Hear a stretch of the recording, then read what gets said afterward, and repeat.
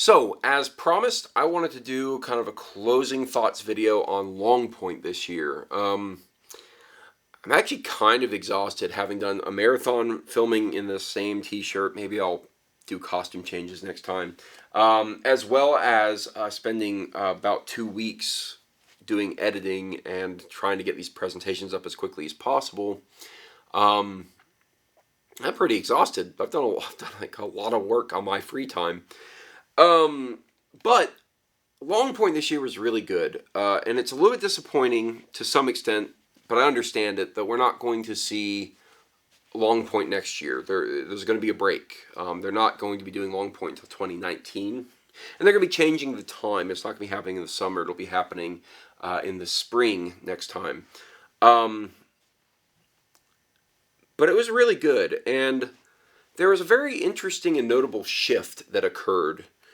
And that was maybe in kind of direct competition with, it's kind of a weird term for this case, but with the kind of sports side of HEMA.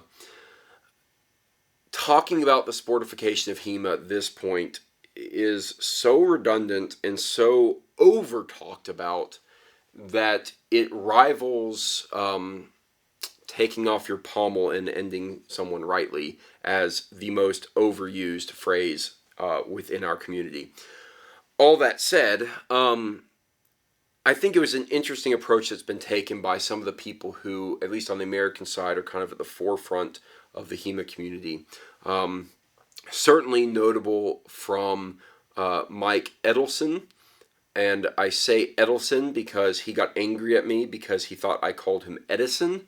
And now, because of that, I'm going to call him Mike Edison from now on. No, I'm just kidding. Mike Edelson.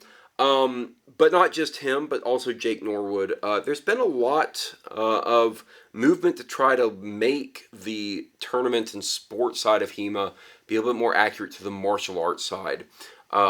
Mike's presentation on treating HEMA as a martial art it's a very raw presentation. I don't mean that in terms of his content. His content was really well thought out and really well put together, but it rubs people raw, I think, because honestly, we're not a very violent culture anymore. We get shocked by violence. We're a disarmed society.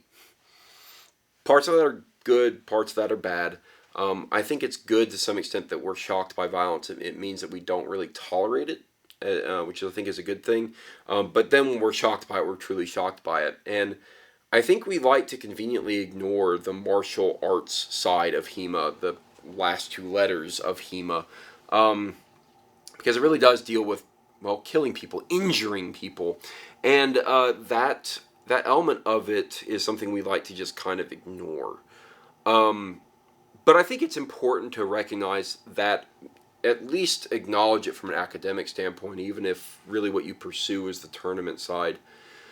But even the tournament scenes are now kind of shifting. They did a test with the Sword and Buckler tournament to actually not just end the bout when the first hit is struck and, it's first hit, and if there's an afterblow, okay, but then it's called. They actually let the fight go on a bit more. They looked to see if it was not just one afterblow, but multiple afterblows, and the rules of the tournaments really bore that out. It was meant to test new waters and see if the tournaments can't drive home more of the martial concepts that we kind of miss when we do tournaments. And Jake, in his keynote address, and all these things, by the way, are either already available online or will be, as the poor souls who have to slog through more video content than I could even imagine are working on getting so much of that content online as quickly as possible. By the way, don't hold it against them, guys. They're doing a lot of work really quickly, and they just need patience on our side. So if you're looking for a certain bout, just wait a bit longer. It'll be there eventually. But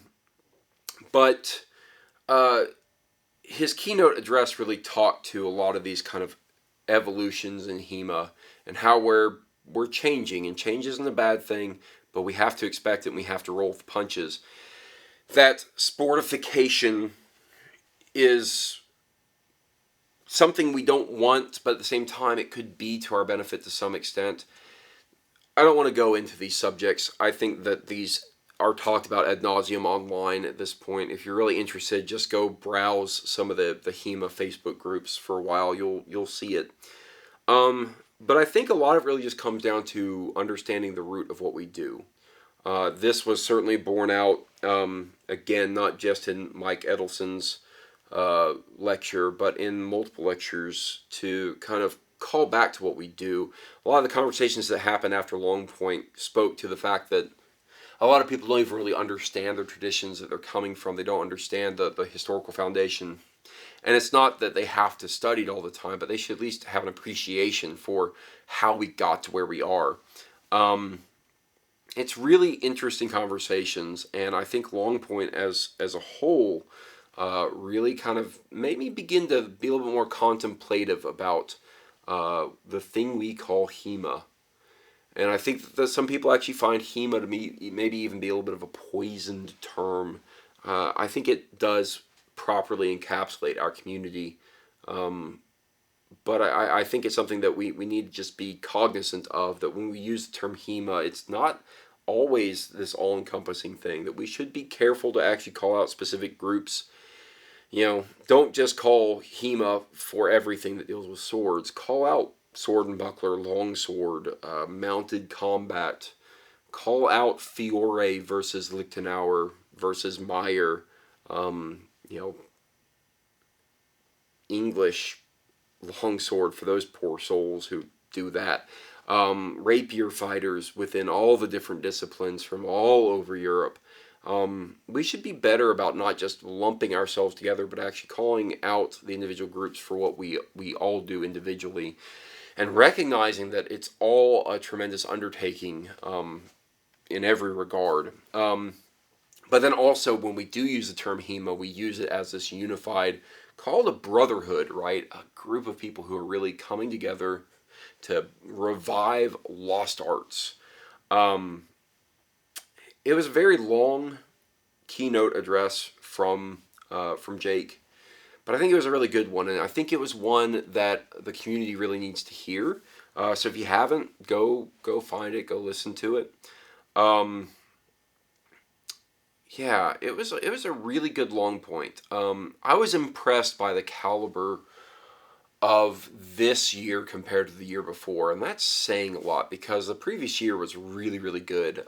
But the caliber of the classes, the caliber of the lectures, the caliber of the fighters, it was all incredibly good. And I'm doing this as a closing thoughts video because I think that you could never watch this video and actually get that from everything else that you would see coming even just from my channel. Speaking to this, because the lectures are online. Guys, I have less than 1,000 views on pretty much every single one of those lectures, and I recognize that they are an hour and a half long, but those lectures should have more views than any other of my videos. You need to be sharing those. You need to be, because these presenters, it's all them. I'm just lucky enough to be able to post on my channel, but that needs to be out there, and people need to be watching it. I understand it's an hour and a half long, but it's an hour and a half of pure gold. So you need to be watching those. But those lectures, the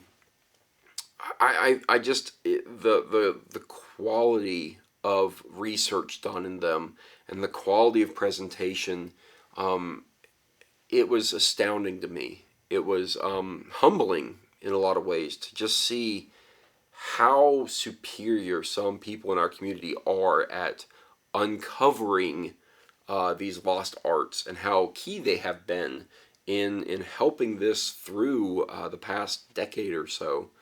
I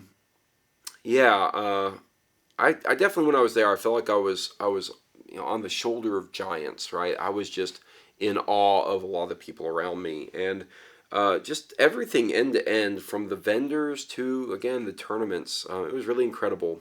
And again, if you didn't watch this video, you would know that, just by the other videos, by my interview with McKinsey, with my interviews with Black Armory. Albion, I did an interview with them, but I think Black Armory represents HEMA, and so I'm really talking specifically to HEMA here. insights into how to build a club from Meg Floyd.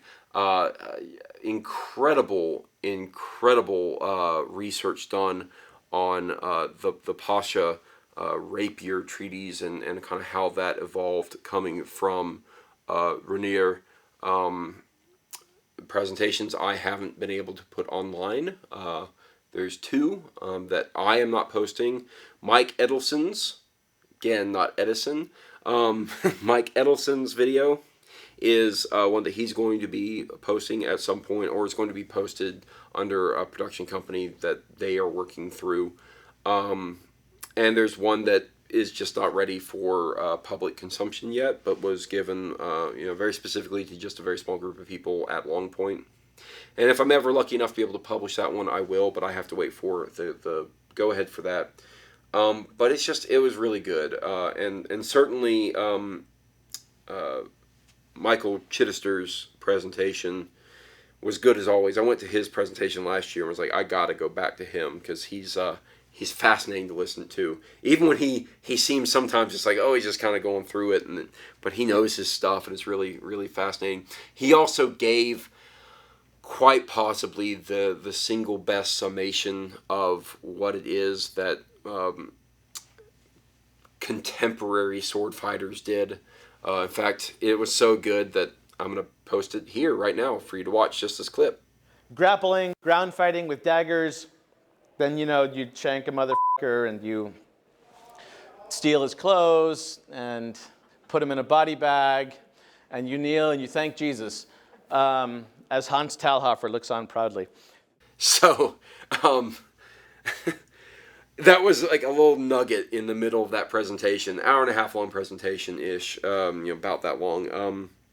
But man, he does a really good job of just kind of really well representing what could be some very boring content if really presented by anyone else, but I think it's fascinating. So in closing this video, I would highly suggest that you spend some time trawling the web, looking for Longpoint videos, watch some of the tournaments as they get posted, certainly watch Jake's keynote speech, watch all the lectures I've posted, watch the lectures that I haven't posted that are going to be posted online by someone else. Just absorb it, because I know that you may not have been able to be there, and certainly it's a blessed few who are actually able to participate in these things every year. But I think there's still a lot that goes out into the community that needs to be taken advantage of, and there's just not enough people.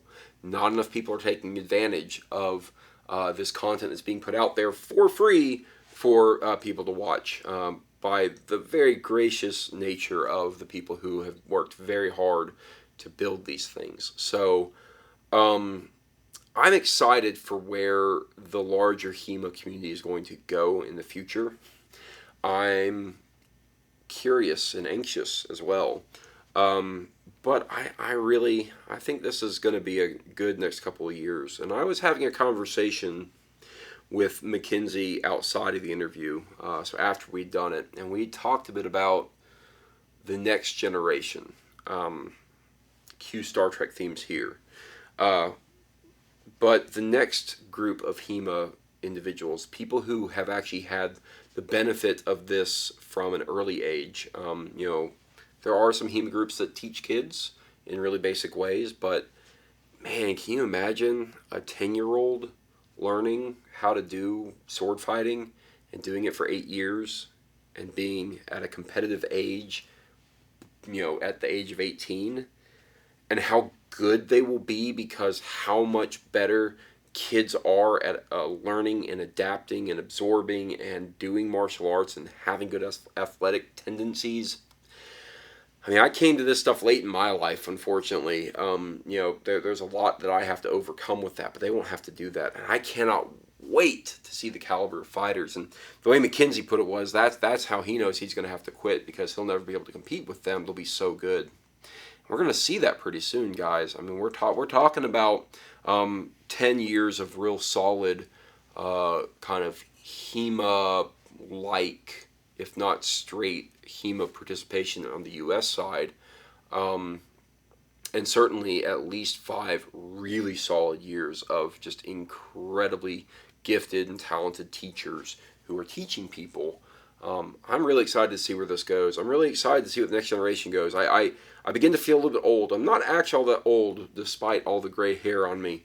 But I'm really excited to see what the young people begin to do, because I really think that's where we're going to see the martial art and the revival of it really come to fruition. I don't think it's going to be with this old guard. I think the old guard struggles too much, and we do amazing stuff with it, but we still struggle. But the generation that grows up with it, that's the revival of the art. And I don't know, maybe one day we'll have a lot of these HEMA masters, the modern HEMA masters, go down in history as being the next Fiores and the next Myers and Lichtenauers and Ringecks and Dobringers and whatever they may be. It'll be really interesting to see, and I hope that at a ripe old age, I look back on this and I say, yeah, I might have had a small part in this, but this community is truly done an amazing thing. I really hope that that's my aspiration for this. That's my deepest hope, is that we get to see the fruition of all of our work. And I think that's what a lot of people at Longpoint were trying to say, although sometimes I think they struggle to find the words for it. But it's really interesting, and the evolution of this is going to be something to really watch and behold over the next few years.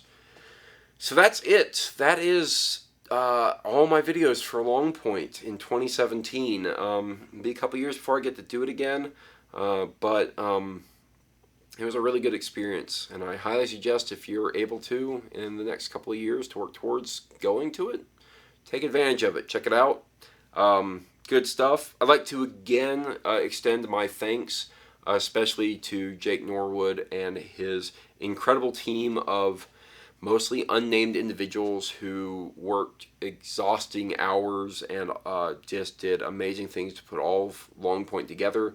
They need more credit than I can give them, and I really I'm so thankful for them just having put that together for us. For what really honestly feels like, for me, it's I know it's a community thing, but it felt really personalized. It felt like they were doing it just for me sometimes. So really, thank you so much to everyone who was involved in making Longpoint a really truly special thing for everyone this year. And thank you guys for watching this rather long-winded video. I hope you've enjoyed the content that has come out of Longpoint from my channel, and I hope that you'll enjoy the content that comes out from other people. Keep an eye out for Mike Edelson's lecture. It was really interesting and really good, and I'm glad I was able to, in some small part, be part of the production team to help bring that to the community when it is ready to be presented. So that's it, guys. I really appreciate it. See you in future videos.